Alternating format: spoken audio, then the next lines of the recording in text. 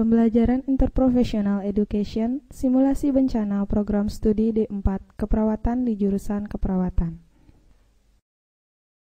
Ya, jadi kegiatan hari ini adalah merupakan kegiatan interprofessional education, ya. Yang dimaksud dengan interprofessional education adalah bagaimana sistem pendidikan kita itu didesain untuk melibatkan semua profesi yang ada di Poltekkes Denpasar. Nah, tentunya profesi-profesi yang terlibat pada hari ini adalah profesi-profesi yang berkaitan dengan interprofessional education ini, berkaitan dengan simulasi kejadian bencana di masyarakat. Nah, tentunya pendidikan ini kita berikan juga bagaimana calon-calon tenaga kesehatan ini bisa secara bersama nanti menanggulangi permasalahan-permasalahan kesehatan. Salah satunya adalah berkaitan dalam kondisi bencana. Nah, artinya pada hari ini simulasinya jurusan keperawatan akan menangani atau akan memberikan bantuan dari bantuan hidup dasar. Kemudian jelas yang berikutnya adalah bekerja sama nanti dengan profesi gizi, di mana dalam suatu bencana itu diperlukan juga tenda-tenda darurat dalam makanan darurat, ya, makanan dalam bencana. Ini orang-orang gizi atau gizi. Kemudian bagi jurusan Kesling ini siap dan kompeten di dalam menyediakan tenda-tenda atau lokasi pengungsian yang berbasis pada hygiene dan sanitasi. Nah, tentunya yang berikutnya adalah jurusan kebidanan. Ini juga siap di dalam membantu jika ada masyarakat yang tiba-tiba saja di lokasi pengungsian itu melahirkan misalnya. Nah, ini siap untuk melakukan kegiatan tersebut.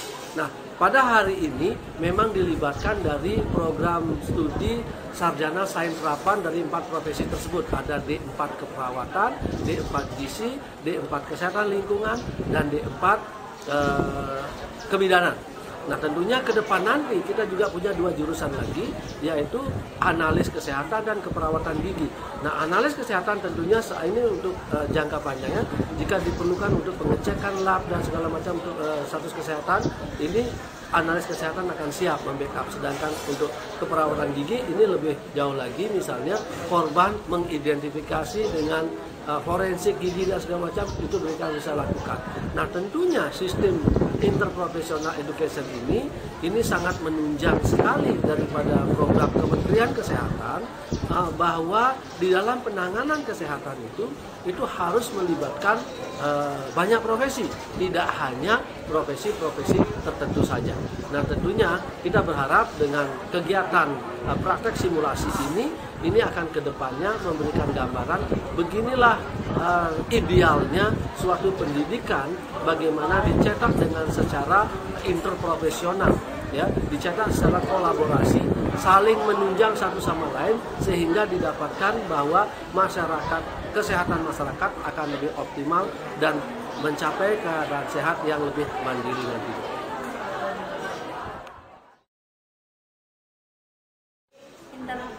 BAM dan lain-lain dengan beberapa cara yang telah ditentukan sesuai dengan luka yang akan dibuat.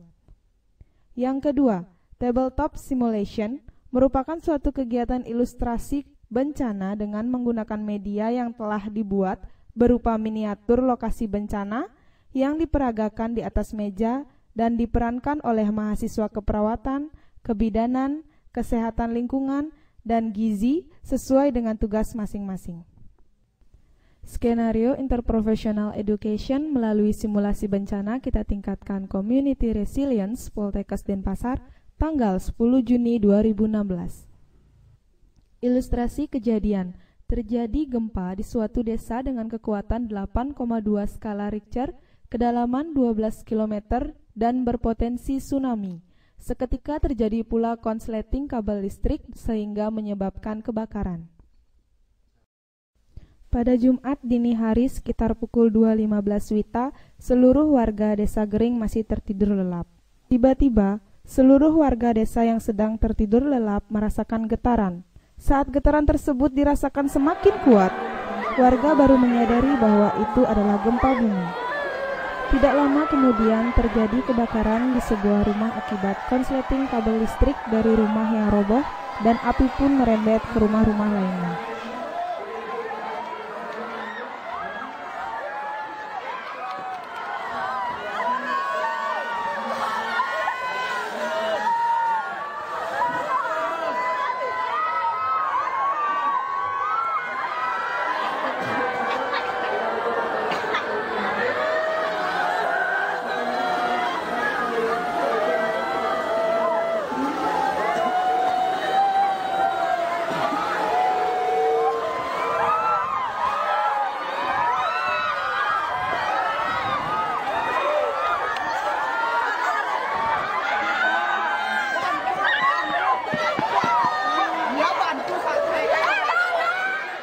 Kepala desa selaku penanggung jawab di Desa Gering langsung menghubungi Badan Penanggulangan Bencana Daerah atau BPBD untuk meminta bantuan.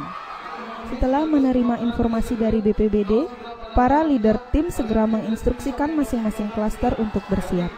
Anggota klaster 2, pemadam kebakaran diinstruksikan oleh BPBD untuk memadamkan api dengan menggunakan apar dan karung goni.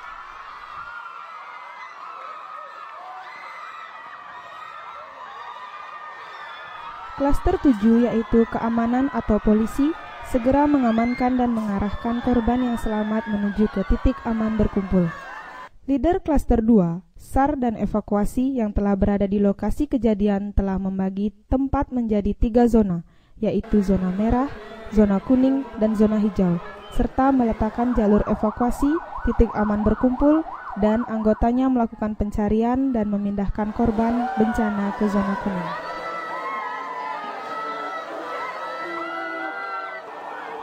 Dilakukan pendirian tenda atau rumah sakit lapangan di zona hijau oleh petugas klaster 5 yang merupakan kerjasama dengan bidang keilmuan kesehatan lingkungan.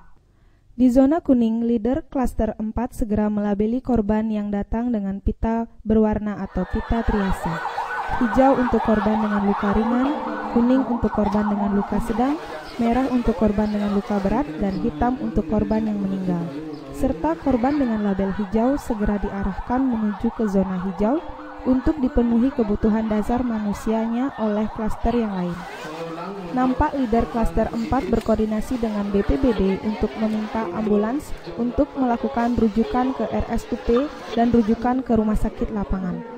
Terlihat dilakukannya evakuasi korban dengan teknik ambulansi oleh tim klaster 2 memasukkan korban ke dalam ambulans. Di zona hijau, berguna sebagai tempat tinggal sementara untuk para korban, klaster 4 segera mendistribusikan bala bantuan kepada korban yang sedang berada di zona ini.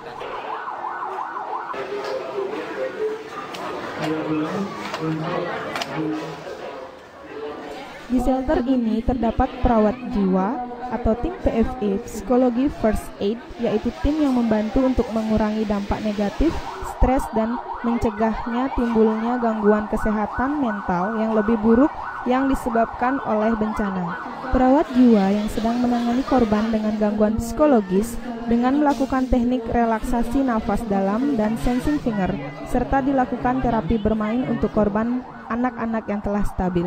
Terdapat pula korban ibu hamil yang ternyata dalam keadaan akan melahirkan yang telah ditangani oleh bidan yang telah bekerjasama dengan perawat jiwa dengan mempersiapkan partus setnya atas koordinasi dan kerjasama dari leader klaster 3. Dan ada pula anggota klaster 4 yaitu ahli gizi yang tengah memfungsikan dapur umum untuk membuat konsumsi dari korban bencana. Tentunya ini merupakan suatu bentuk kerjasama yang sinergis antara profesi keperawatan dan gizi. Kemudian terdapat pula mobil toilet umum yang berguna untuk kebutuhan mandi, cuci, dan kakus untuk para pengungsi. Berikut adalah data korban yang berhasil dikumpulkan setelah seluruh korban berhasil dievakuasi dan ditangani. Terdiri dari terluka parah tertimpa bangunan, mengalami fraktur, perdarahan, dan luka-luka, 4 orang mengalami luka bakar. Di samping itu terdapat 15 korban yang mengalami luka-luka yang cukup serius dan perlu mendapatkan penanganan, 36 orang mengalami luka ringan yang terdiri dari 10 orang lansia, 4 ibu hamil, 1 ibu nifas atau pasca melahirkan, 5 bayi, 1 bayi baru lahir, 5 orang balita, 5 orang disabilitas, 5 orang ibu menyusui, dan 6 orang terluka biasa. Terdapat 5 korban meninggal dunia akibat terkubur di reruntuhan bangunan yang roboh.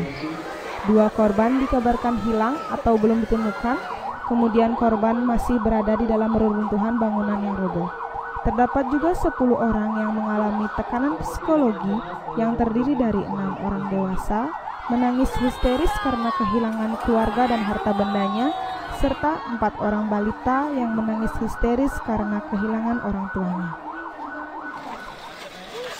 Setelah situasi di lokasi kejadian bencana dinyatakan aman, Wali Kota menginstruksikan BPBD untuk melakukan rekonstruksi di tempat kejadian. Demikianlah simulasi bencana dengan tema Interprofessional Education. Melalui simulasi bencana kita tingkatkan community resilience Poltekkes Denpasar tahun 2016.